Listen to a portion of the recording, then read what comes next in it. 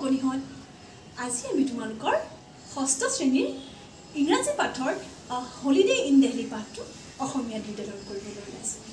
আশা কৰোঁ তোমালোকে নিশ্চয় ভাল পাবা। সেইদিনা আছিল অক্টোবৰ মাহৰ এটা ধুনীয়া পুৱা। দিল্লীখন যে ইমান ধুনীয়া। বেগেৰে গৈ থকা বাছখনৰ খিৰিকীৰে চাই ঋষভে ভাবিলে সি আৰু ভনীয়েক ঋষিকাই কিমান যে খাটনি ধৰি ধৰি মাক দেউতাকক দিল্লীলৈ আহিবলৈ মান্তি কৰিলে। দেউতা এবাৰ পূজাৰ বন্ধ দিল্লীলৈ যাব বোলে। ঋষিকাই জোৰ কৰিলে। ঋষভ আৰু মাকেও তাইক পূৰ্ণ সমৰ্থন দিলে। নাযাওঁ বুলি নকবা দেই, ঋষিকাই কাকুতি কৰি ক'লে। ঋষভে দেউতাকক অলপ অনিচ্ছুক যেন লক্ষ্য কৰিলে। কিন্তু তোমালোকৰ নৱেম্বৰত হ'বলগীয়া পৰীক্ষাটো কি হ'ব? সিহঁতে দেউতাকৰ মুখত অলপ হাঁহিও দেখা পালে। চিন্তা নকৰিবা দেউতা, আমাৰ পৰীক্ষা ভালেই হ'ব, ঋষভে ক'লে। সিহঁতৰ মাকেও সিহঁতৰ পক্ষ লোৱাত অৱশেষত দেউতাক মান্তি হ'ল। দেউতা আমি কিন্তু উৰাজাহাজত যাম, তুমি কিন্তু না নকৰিবা, ঋষিকাই জোৰ দি ক'লে। ঠিক আছে ঠিক আছে, এই বুলি কৈ দেউতাকে এটা দুষ্ট হাঁহি মাৰিলে। টিকট কটা, হোটেলত দুটা ৰুম বুক কৰা আদিবোৰ কাম হৈ যোৱাৰ লগে লগে সিহঁতৰ যাত্ৰা আৰম্ভ হ'ল। 3 দিনৰ পিছত সিহঁত দক্ষিণ দিল্লীত থকা মেপল ইন নামৰ হোটেলখনত গৈ উপস্থিত হ'ল। সুন্দৰ বাগিচাৰে সৈতে ৰাতিপুৱাৰ আহাৰ প্ৰদান কৰা এখন বৰ ধুনীয়া হোটেল। দিল্লীৰ প্ৰতিটো বস্তুৱে ঋষভ আৰু ঋষিকাক বৰ মোহিত কৰিছিল। তাত যে কিমান চাব লগা আছে। বৃহৎ আকাৰৰ লালকিল্লাটো দেখি সিহঁত বৰকৈ আকৰ্ষিত হৈছিল। ইণ্ডিয়া গেটখন দেখি ঋষিকাই চিঞৰি উঠিল, চোৱা না দেউতা। তাৰপিছত সিহঁতে সেইদিনা ৰাতিপুৱা এখন বিলাসী বাছত আগ্ৰালৈ ৰাওনা হ'ল। সিহঁতে বাৰু তাজমহলটো নোচোৱাকৈ কেনেকৈ উভতি যাব? বাছৰ যাত্ৰাটো উপভোগ কৰি গৈ থাকোঁতে ঋষভে হঠাৎ তাইৰ চিটৰ তলত কিবা এটা পৰি থকা অনুভৱ কৰিল। সি হাউলি গৈ তাৰ চিটৰ তলৰ পৰা পইচাৰ বেগটো বুটলিয়াল। আনদিনাৰ দৰে আজিও ঋষভৰ লগতে বহি থকা দেউতাক শুই গৈছিল। তেওঁ সদায় গাড়ীত গ'লে এনেকৈ শুয়ে যায়। মায়ে দেউতাৰ এই অভ্যাসটোৰ কাৰণে এতিয়া আৰু লাজ নোপোৱা হৈছে।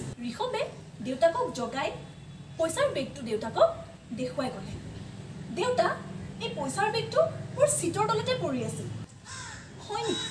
বেগটো খুলি চোৱাচোন, তাত কিজানি মালিকৰ ঠিকনা পোৱা যায়েই, দেউতাকে ক'লে। ইয়াত দেখোন বহুত পইচা আছে দেউতা, ঋষভে ক'লে। হয় নেকি? তেন্তে এইটো আমি ঘূৰাই দিব লাগিব। আকৌ ভালকৈ চোৱাচোন, ঠিকনা পোৱা যায় নেকি, দেউতাকে ক'লে।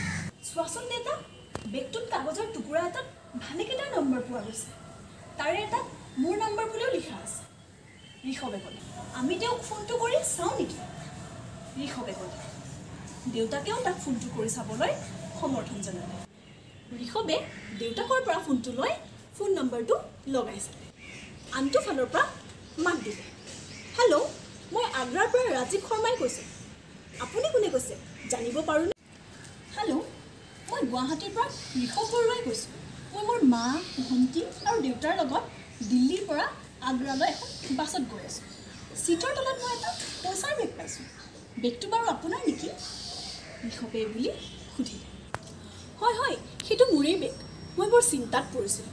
তাত মোৰ ATM কাৰ্ড, ড্ৰাইভিং লাইচেঞ্চ আৰু পান কাৰ্ডখনো আছে, আৰু লগত কিছু টকাও আছে, মানুহগৰাকীয়ে জনালে। ঋষভে মানুহজনক জনালে যে সিহঁতে আগ্ৰা ফুৰিব আৰু তাজমহলৰ আশে পাশেই থাকিব। সি মানুহজনক বাছৰ নম্বৰটোও ক'লে, লগতে বাছৰ ৰং আৰু মডেলটোৰ বিষয়েও সবিশেষ জনালে। যিহেতু সিহঁতে 1 ঘণ্টামান আগ্ৰাতেই কটাব, গতিকে সি মানুহজনক তাজমহলৰ ওচৰত থকা পৰ্যটক বাছ আস্থানটোলৈ আহিলেই পইচাৰ বেগটো ঘূৰাই দিব পাৰিব বুলি জনালে। একে সময়তে সিহঁতে মানুহজনৰ লগত ফোনতো যোগাযোগ ৰাখিব।